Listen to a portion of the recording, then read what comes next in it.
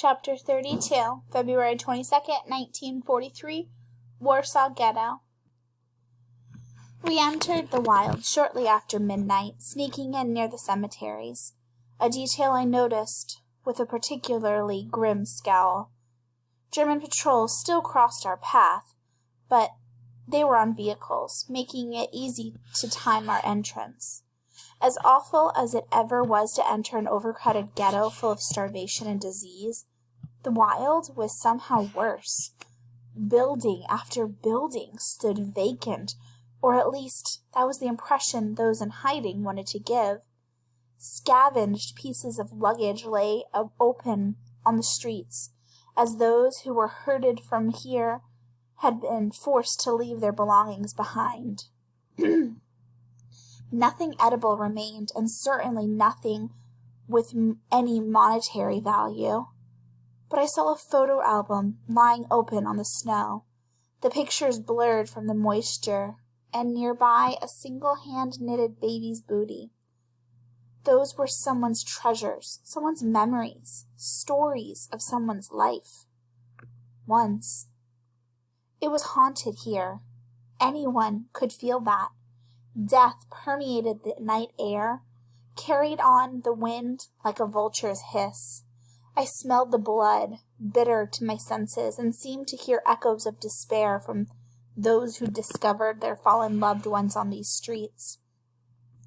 Esther gestured that we should move quietly, not out of concern for the soldiers, but because she didn't want to alarm anyone hiding here. Perhaps she remembered the way the woman attacked her in loads for those potatoes. Eventually, Esther and I would have to discuss her deception. I understood why she had wanted to know what had happened to those thousands of people, many of whom must have been her friends or acquaintances. But she couldn't ask for my trust one moment and betray it the next. And she'd need time to properly mourn for her families. But not yet. Not while we needed to focus on getting through the wild. We crept up a rickety staircase to the second floor of a building. Even in the darkness of night, Esther moved with confidence, secure in each step. From her lithe movements, I was sure she'd been here before.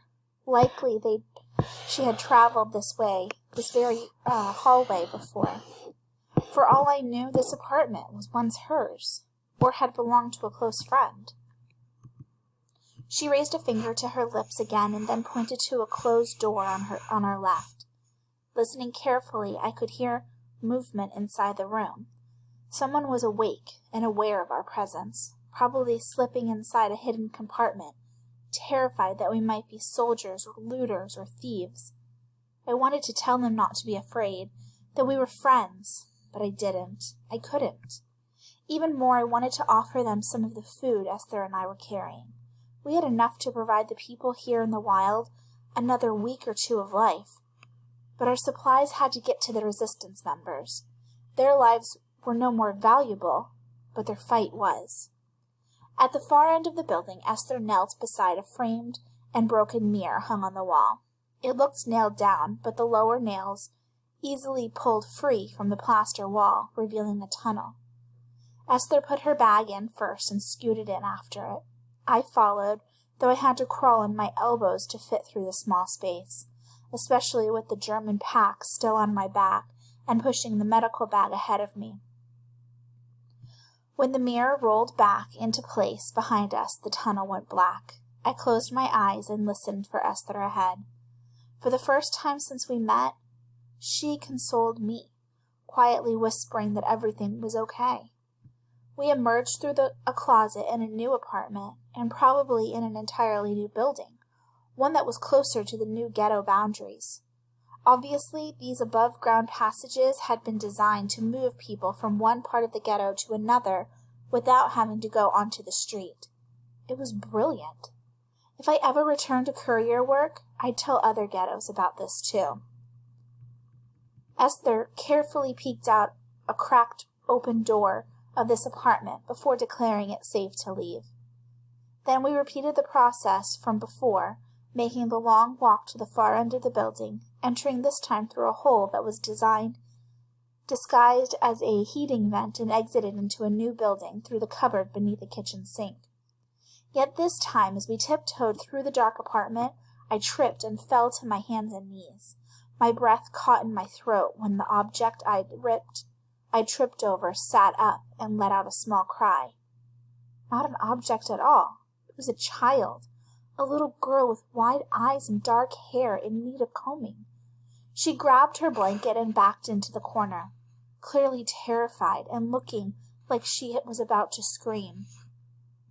"We couldn't have that. It's all right," Esther quietly said, then slowly crouched low to the girl's level.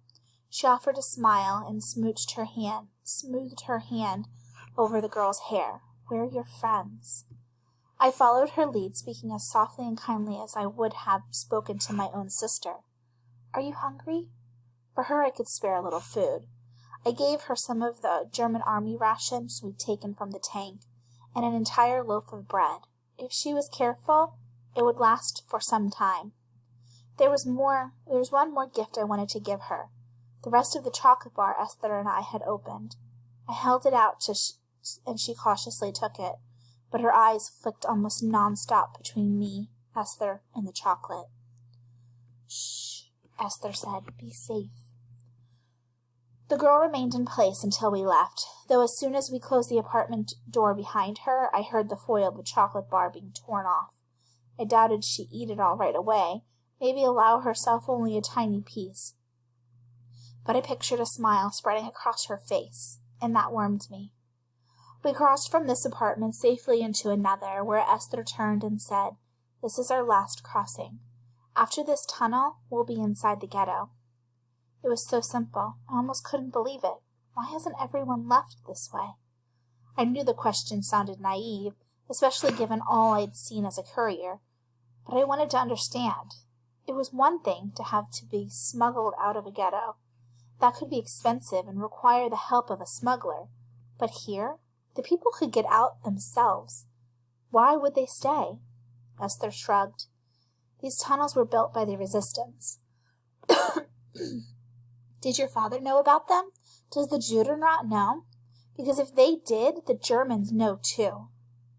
"I was involved with smuggling before I left," she said. "My father didn't know that, nor about these tunnels. Obviously the resistance had to keep this secret. Otherwise word would spread. Eventually someone would be caught, and these passages would be shut down.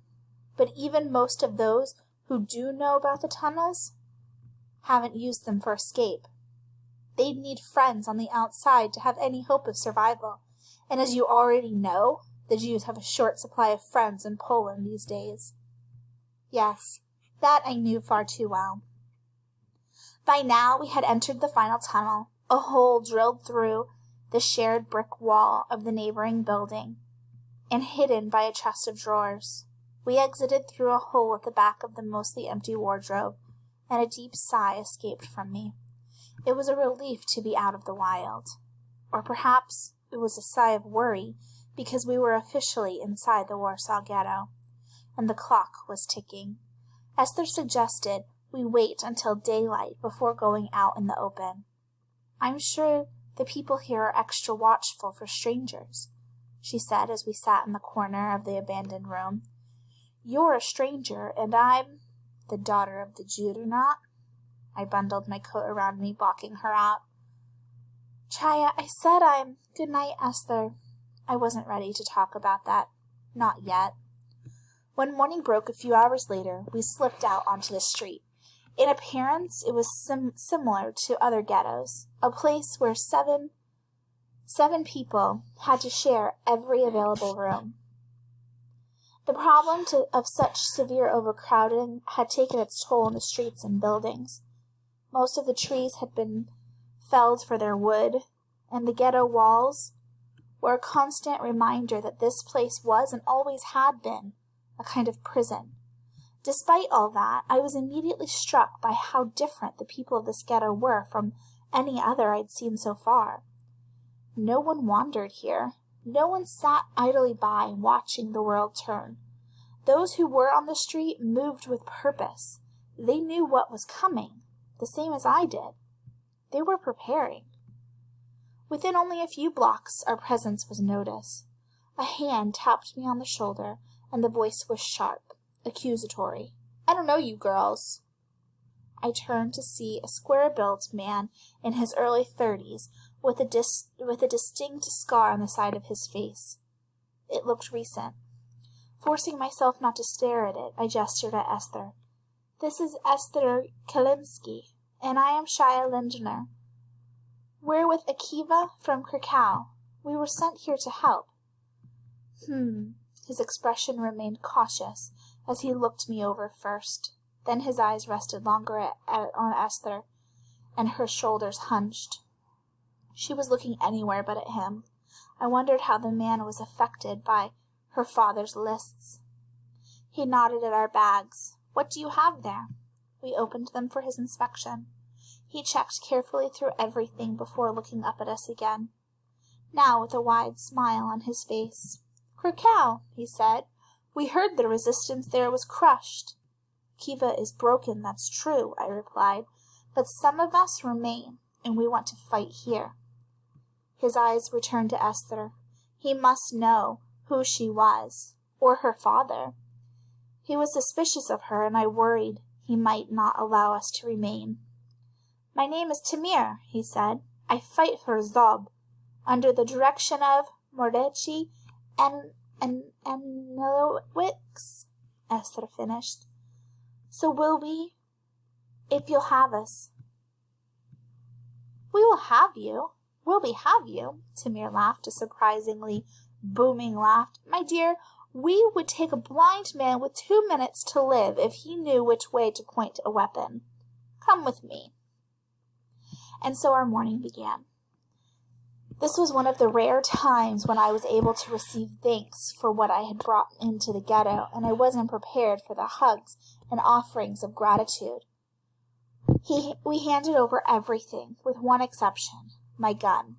I knew I'd need it, and I'd worked too hard to give it up now. By the end of the day, we belonged to one of 22 Zob units inside the ghetto, and were given the assignment of to dig bunkers. I didn't know how to dig a bunker, and other than Esther, I didn't know anyone else in my cell.